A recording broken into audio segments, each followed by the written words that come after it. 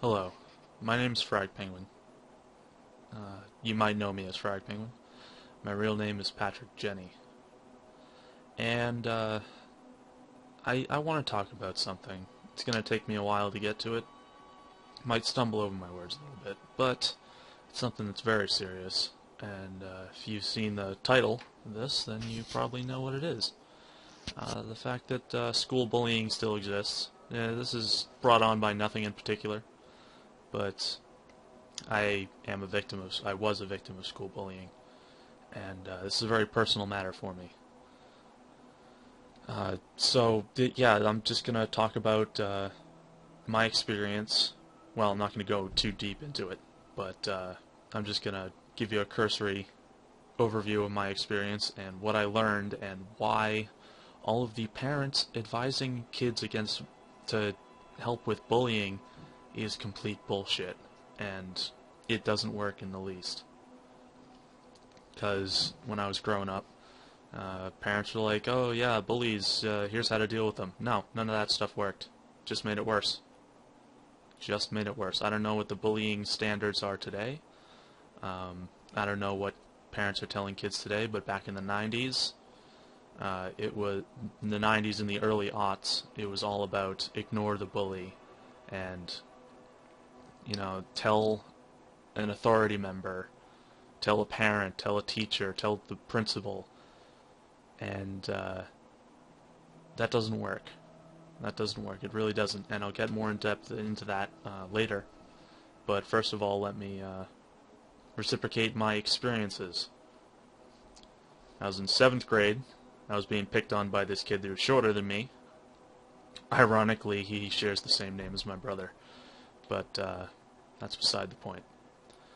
I was growing up in the age where in the time where SpongeBob SquarePants was becoming very popular, and since I shared the name with the mentally challenged sidekick, I was you can imagine the taunts that were directed at me, whether intentionally or not intentionally. And also in my high school years, when Forrest Gump came out, you can imagine that my last name, Jenny, was the target of much taunting and ridicule. But that's just light stuff. It's like I could just brush that stuff off, because haha, it's funny. But the whole thing with the 7th grade bully is he was smaller than me. He probably had a Napoleon complex, and he's just pushing me in the halls, and this is what it amounted to, the bullying. Just pushing in the halls, shouldering, tripping in the hallways, deliberate bumping in the locker room. It's subtle stuff. It's really subtle stuff, but it speaks volumes to a person. And it's like mocking me by imitating like my voice and stuff, because I was quite awkward back in the middle school and high school, because I have Asperger's and I was still trying to come to terms with social disabilities and stuff. So I said a lot of weird things, and he would repeat ad nauseum the stuff that I was saying to a wider audience, and people would laugh and stuff like that. So it all culminated into a fist fight in the locker room. He tried to dump a trash can over my head. I stopped him, kicked him in the nuts, slammed him up against the locker, and punched him in the gut.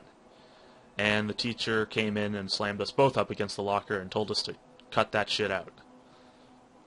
And I didn't have any more trouble from him. And the reason for that is I stood my ground and I fought back. I was significantly taller and bigger than him, but he still had the fact that he was aware that I wasn't fighting back for the entire school year. And he just capitalized on that. He just wanted to poke the bear until it clawed him in the face. And that's what happened. And that's where that's where the first myth comes from. Ignoring the bully makes them stop, makes them lose interest. That's not true.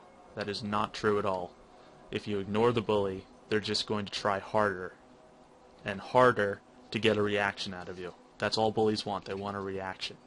They want a reaction out of you. If you ignore them, they're not going to lose interest. They're going to persist.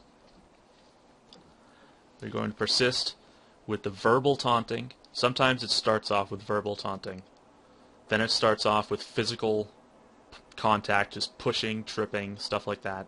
Eventually, they're going to want to provoke a big reaction out of you if you continue to ignore them. And they're going to do something violent.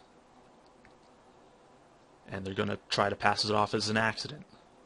And it's at that point that you just either relocate or don't take my advice if you don't think you can do this, and others aren't aware that that he or she is bullying you. If nobody else is aware of the bullying, don't take physical action. If everybody is aware of it, they won't blame you. You can trust me on that. They're not going to blame you if you take physical action. If they're already aware that this person is bullying you or tormenting you. Which brings me to another point. Telling a teacher, telling a principal, telling a parent, that's not going to fix it. That's not going to make them stop. That is probably going to make them worse. That's going to make them be worse because you've told an authority figure that the authority figure has scolded the bully. The bully is mad now, and he wants to get back at you. That's how all bullies think. They want to get back at you for even the smallest of slights. So if you tell a teacher, if you tell a principal, if you tell a parent, and they scold the bully, they're just going to get angry at you. They're just going to get more angry at you, and they're going to try harder to get a reaction out of you. They're going to bully you even harder. That is not the thing to do. That will not work. I have tried. I have personally tried doing that.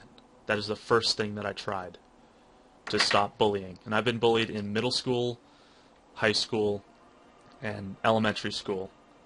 And telling the teacher does absolutely nothing.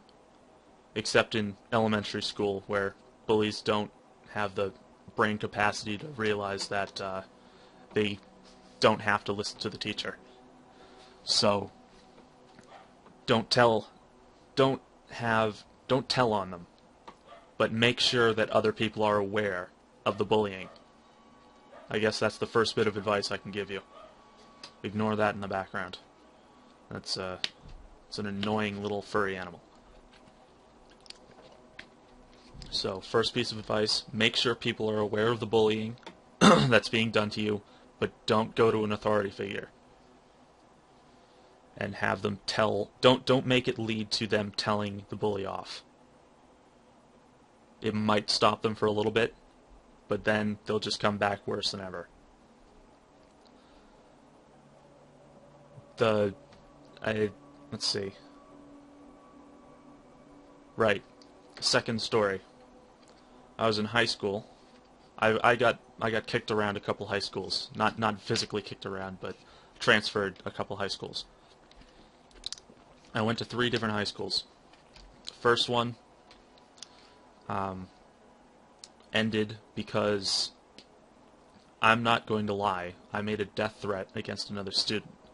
So it wasn't because he was bullying me, it was because I was pissed off at him. It was an idle threat, but it was enough to get the school board kind of scared, and they transferred me. Don't get me wrong, I'm not that kind of person. I don't actually have violent thoughts towards people normally. But, you know, there's people that get annoying. But, you know, a teacher overheard me saying, "Oh man, I'm gonna kill him," and they transferred me to a residential school down in Massachusetts. And that was a residential school. It was like a midway point for criminals, for juvenile delinquents. because most of the people that I roomed with were criminals. They had a criminal past. They, like dealt in drugs and stuff like that. I don't think any of them killed anybody, but various breaking and entering and mischievous stuff like that, gangs and all that stuff. There was a kid that actually got stabbed before he came to the school because he was in a bad neighborhood, but that's beside the point. I was bullied there by a number of people because they were all in the same clique. And as you know about cliques and groups, they stick together and they are cruel to everybody else. So, yeah, I was, again, tripping in the halls, just general subtle torment.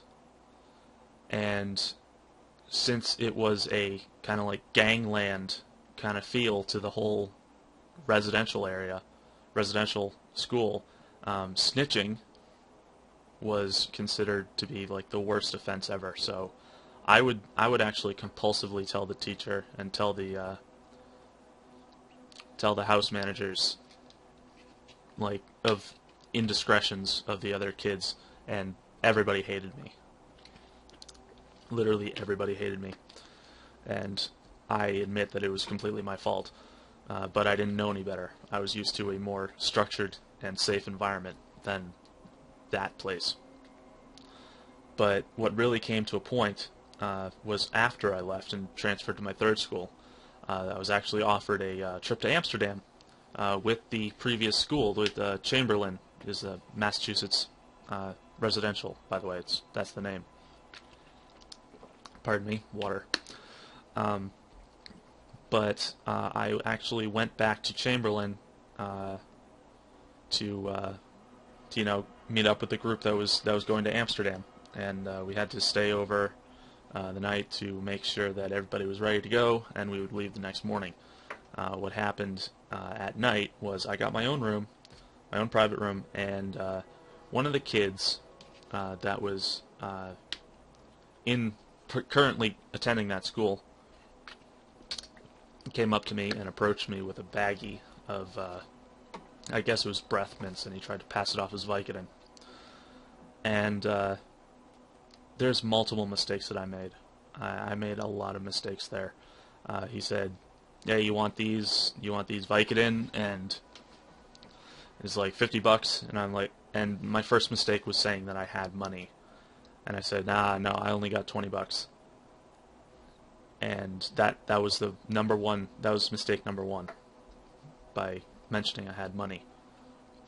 And he said, "Oh, okay, I'll take 20." And then I got kind of then since I was saying, "No, I don't want, I don't have enough money, go away." That was essentially what I was saying.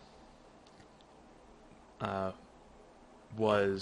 said, I don't want any drugs like that. And what are those? Those don't even look like Vicodin. Are those fucking breath mints? And he's like, no, these are legit. These are legit.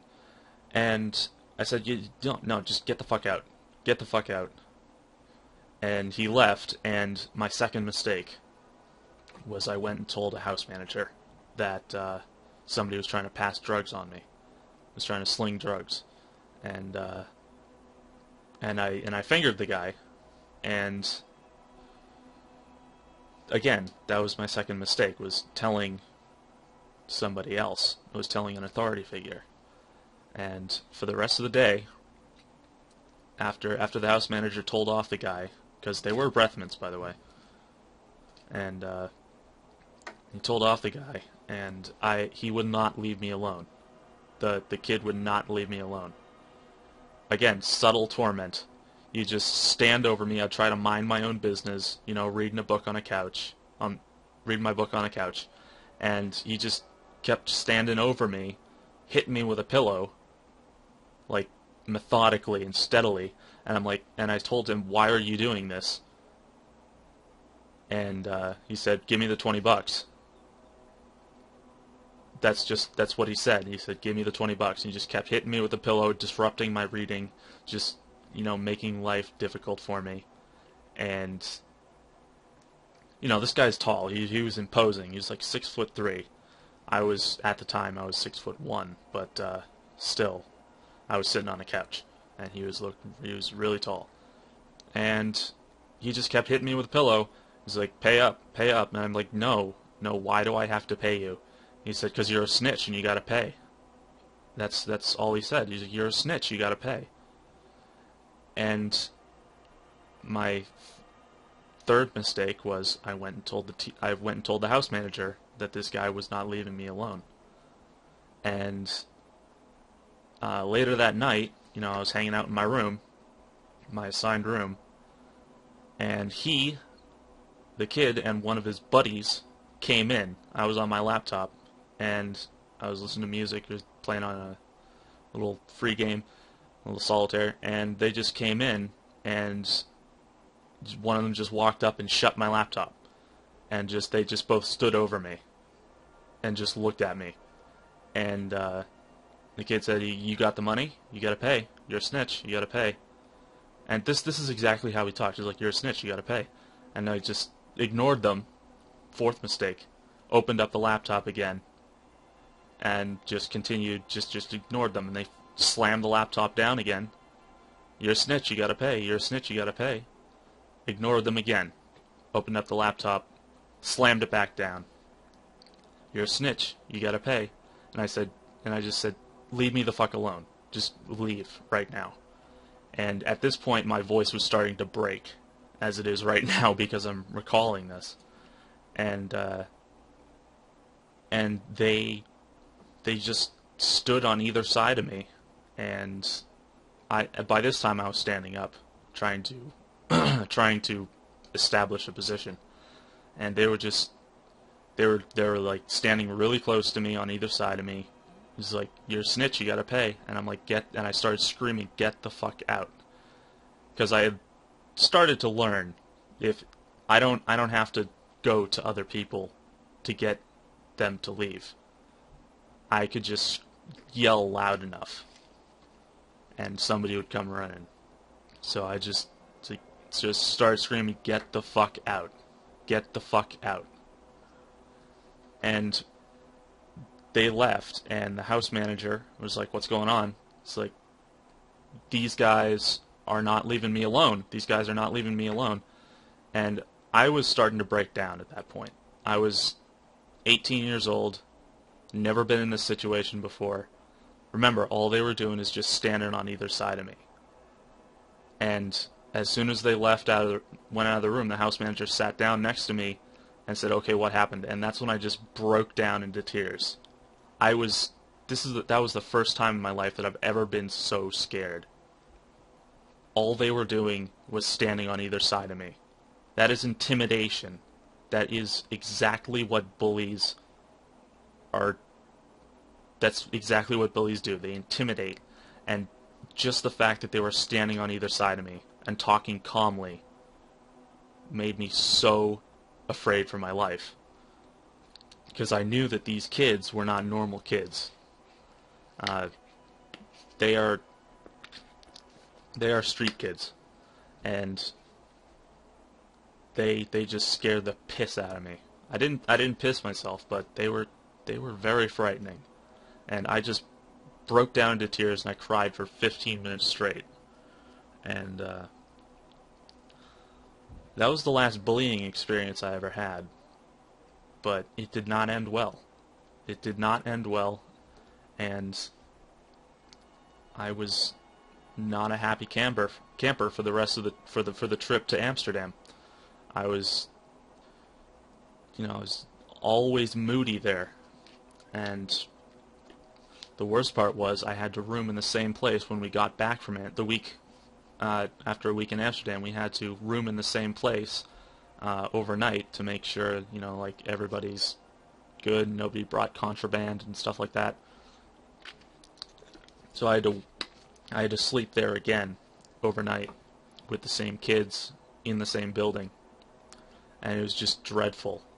It was just dreadful. And that was the scariest experience of my life. That was probably the most frightening experience. Just two kids, just me and two kids in a room alone, just two of them standing on either side of me. It's kind of hard to put into words. It's kind of hard to imagine without actually being there, but it was horrifying. So, what did I learn through my school days of bullying? One, ignoring them doesn't work. It just makes them try harder. Two, telling an authority figure will just make them worse. Three, fighting back, physically or verbally, will get them to back down, although physically works better. Fighting back verbally might just piss them off. So those are the myths. The myths about bullying, the things that your parents tell you. So, parents tell you don't fight back, they're wrong. Parents tell you, tell us if anything happens, we'll talk to them. Don't do it. They're wrong. Parents tell you, ignore the bully and it'll go away. Don't do it. It's wrong. Things that do work, make sure people know that he or she is bullying you, and if it gets to a point where it's unbearable, just punch him out. If you're weaker, smaller or weaker, get him into a place where you have the advantage. I had the locker room.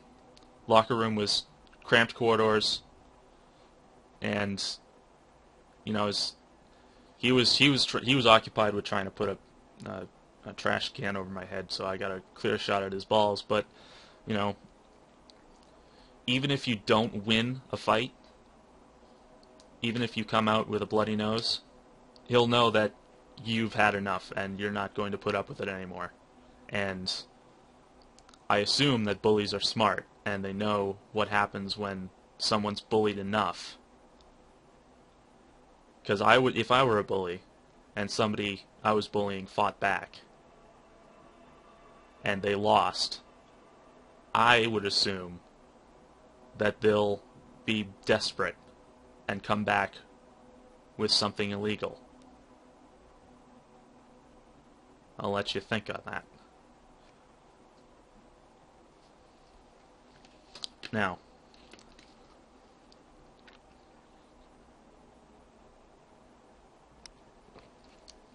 myths about bullies themselves. Despite what you see in media and everything else, bullies aren't always loners. They aren't always from broken homes. They aren't always troubled. Sometimes kids are just cruel. Sometimes teens are just cruel. Sometimes they just do it because they've been bullied themselves and they want to get back at society, or they want to get back at... They just want to inflict pain on others because they've been inflicted. Because pain's been inflicted on them. I was one of those people. I actually bullied a couple kids in my other schools because I was picked on so much. I just wanted to see... I just wanted to see other people suffer because I suffered. And it's not liberating, I'll tell you that. It just makes me feel worse. But some kids just bully because it makes them feel good. They don't have to be from broken homes. They don't have to be troubled. They don't have to have any disabilities or social disorders. They don't have to be sociopaths. They just have to be sadists. Some people just, derive joy out of other people's suffering. Some bullies bully because of social pressure, because their cliques encourage them to. You know how hazing works, right? That's just basically bullying with encouragement from your friends. So, that's exactly what I have to say. That's what I have to say, and if you want to debate what I said, fine. In the comments below, just debate. If you want to bash me for being like a whistleblower or a, not a whistleblower, a fishing for compliments or fishing for sympathy, I'm not, okay? I'm fine now. I'm over the bullying. By the time I reached 11th grade, I was immune to it, literally. Nothing, and it still sticks today. There's nothing that anybody can say that will upset me.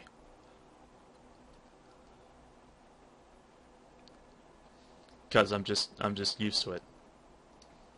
But, you know, if you want to relate your bullying stories, go ahead. I don't care. It's always welcome to start a conversation, but try to keep it civil. So yeah, my name's Patrick Jenny, and I'm a victim of bullying.